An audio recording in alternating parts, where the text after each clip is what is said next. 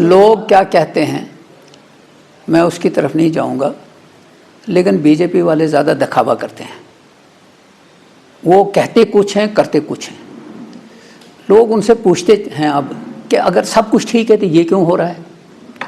अब चूँकि जम्मू कश्मीर के अंदर नेशनल कॉन्फ्रेंस को लोगों ने मैंडेट दिया था हुकूमत करने के लिए, और कर रहे हैं।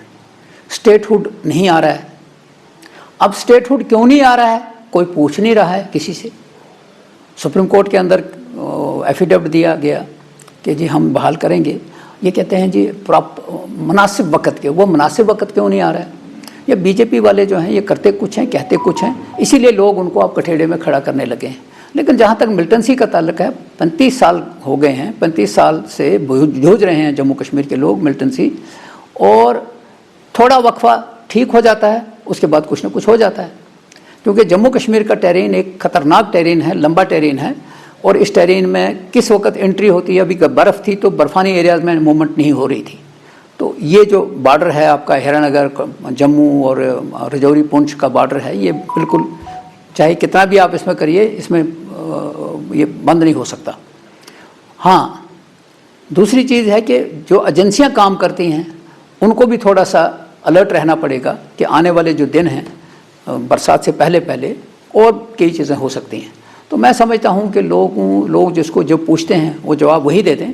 लेकिन मैं समझता हूँ कि सच्चाई यही है कि जम्मू कश्मीर के अंदर अब लोगों ने अगर ये मैंडेट दिया है कि हुकूमत नेशनल कॉन्फ्रेंस ने करनी है, तो स्टेटहुड बहाल की जाए और लोगों के इश्यूज़ एड्रेस करने के लिए पूरा उनको फील्ड दिया जाए। इधर हो आदि पावर इधर हो। रिटायर्ड डीजीपी हैं एसपी वैद साहब, उन्होंने कहा कि मिलिटेंसी ने जो है अपनी स्ट्रेटजी चेंज की है, सिक्योरिटी फोर्स अभी वो पुरानी स्ट्रेटजी अपना रहे हैं जिसकी वजह से नुकसान हो रहा है। अब ये तो वैद साहब रहे हैं, डीजीपी भी रहे हैं, मैं उसके ऊपर कमेंट नहीं करूँगा। लेकिन मैं समझता हूँ कि मिलिटेंसी को डील करते वक्त 35 साल में कई दफ़ा स्ट्रेटजीज़, पॉलिटिकल स्ट्रेटजी चेंज हुई, एजेंसियों ने स्ट्रेटजी चेंज की।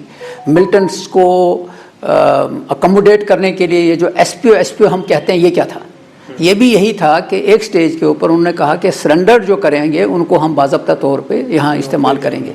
लेकिन एक स्टेज आई, वो सरेंडर ही भी प्रॉब्लम हो गया।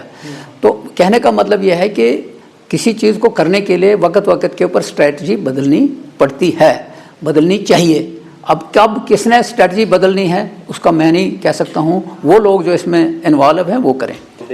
देखिए, एमएलए बनने के बाद उसको मौका मिला, जो एमएलए बना, कि वो लोगों की नुमाइंदगी करे। अगर वो बिल लाता है कि भाई स्टेटहुड आना चाहिए, तो वो डिबेट होगा असेंबली के अंदर, डिस्कस होगा। और ये भी हकीकत है, आप भी जानते हैं कि स्टेट हिस्ट्री बन गई है जम्मू कश्मीर को तोड़ के यूटी बनाना। ये किसी जगह हुआ ही नहीं है। यूटी को स्टेट बनते हुए देखा था, स्टेट को तोड़ के यूटी बनते हुए नहीं देखा था।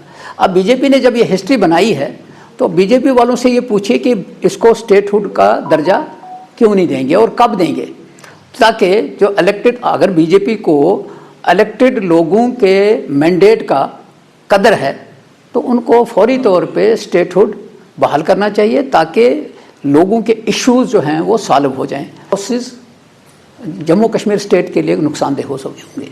वो गलती से अगर बन गया वहाँ लेजिस्लेटिव पार्टी का अपोजिशन लीडर, तो मेरा क्या कसूर है?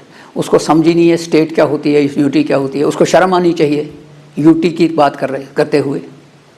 बीजेपी वालों को शर्म आनी चाहिए कि किस जगह वो बैठते हैं।